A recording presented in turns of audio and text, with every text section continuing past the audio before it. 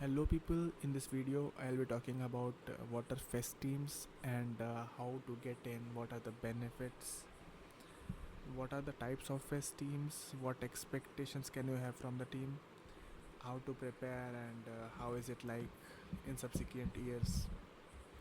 So let's start. So in NIT Trichy, firstly there are three fests, namely NetFest, the interdepartmental fest of NIT Trichy. Then there's Festember, which is the cultural fest of NIT Trichy, and the last is Pragyan, which happens to be our technical fest, annual technical fest. Each of these is annual and happens once a year. Fine. Next, so what are fest teams?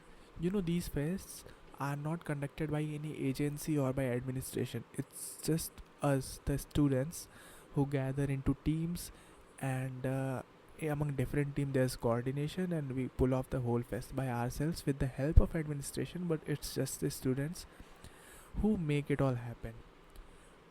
The leading ones or the ones guiding us, the at the top positions are the fourth years, then there's third years, then second years, and in some of the fests there are first years as well included in it.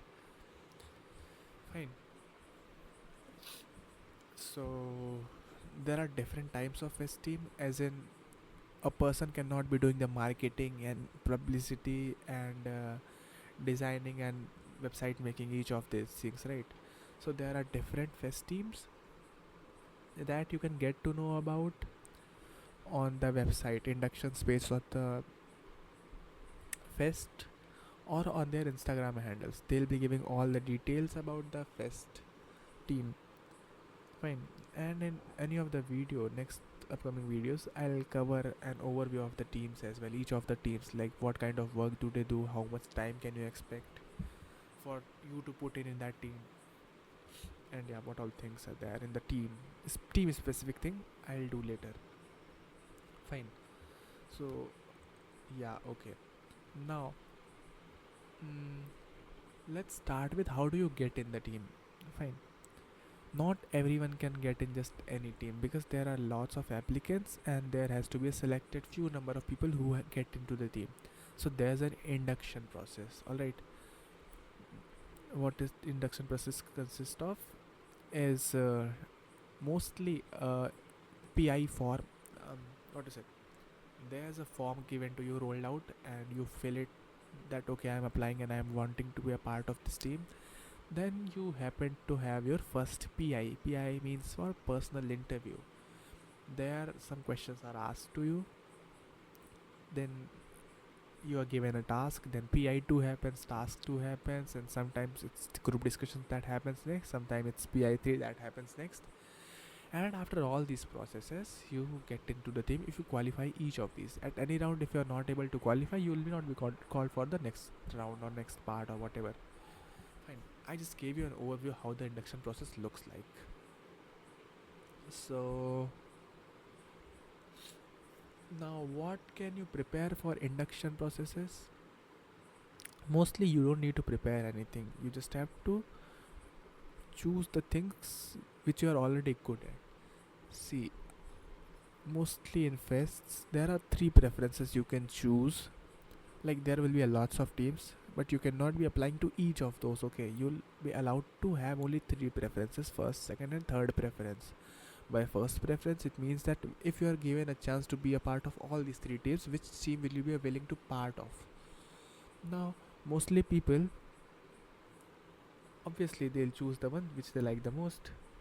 Fine. Okay, you gotta give a shot in which team you are able to get in. Like, say, you are wanting to be a part of the marketing team, you'll put it at the first preference.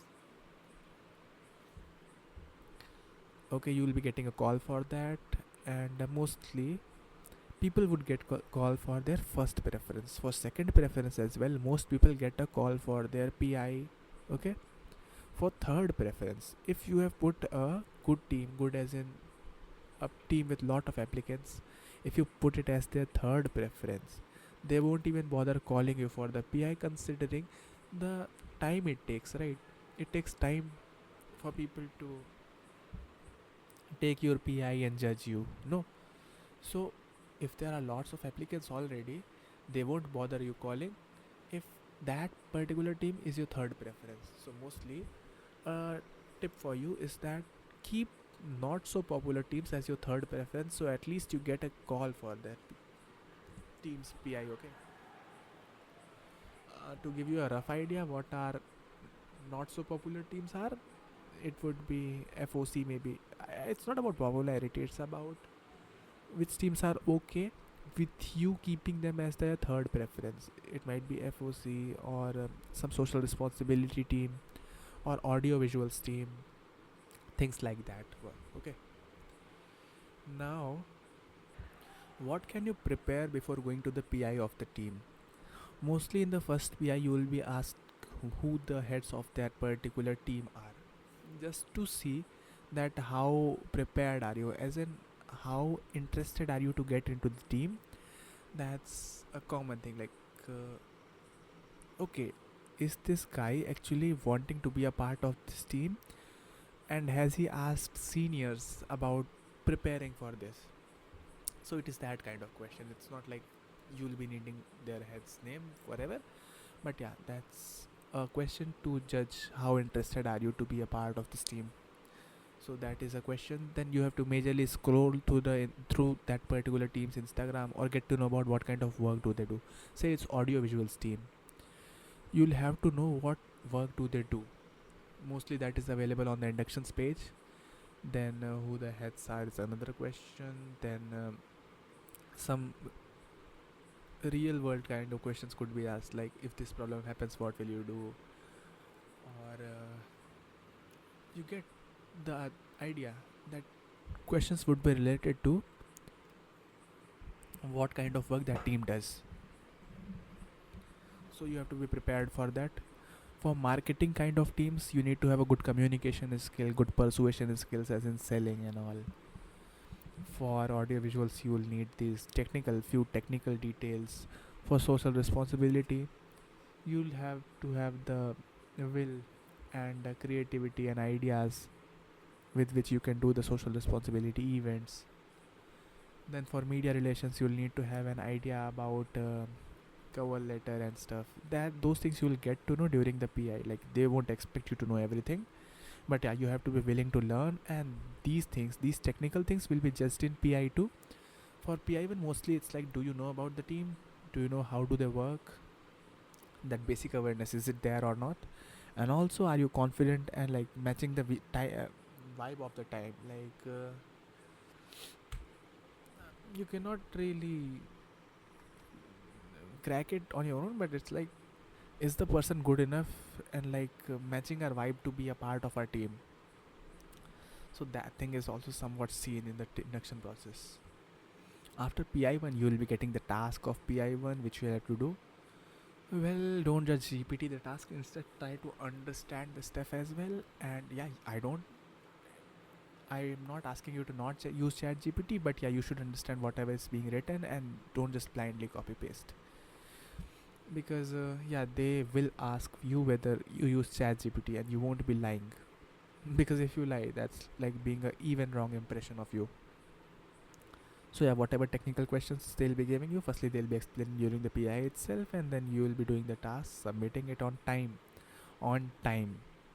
Fine. Then hopefully you will be called for PI2, where they'll be judging the task and whatever you learned from the task, and some more technical questions, the team specific questions. You will be getting the task for PI2, then either the induction or group discussion or PI3, whatever follows depending on how many applicants have applied, and like what's the competition for people being in that team.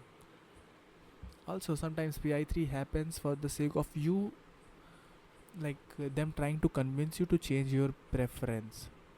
What happens is that the teams among themselves have a discussion, like, okay, I want this inductee guy. I mean, this guy applied and he has first preference as some team, second preference as some team. So team 1 and team 2 will have a discussion among themselves, that I want, like, say team 2 wants to have you in their team, but the first preference is team 1. So they'll have to discuss among themselves. So yeah, teams prefer that these, like, those, the team which wants to have you is the first preference in your preference list. So yeah, keep that in mind, that preference is thought of carefully. For the inductions thing, last thing I'll suggest you is that if you know people who are already in the team, you won't know people because your batchmates were to be already in. If they're like you are having your induction process, then your batchmates won't be in the team. So you have to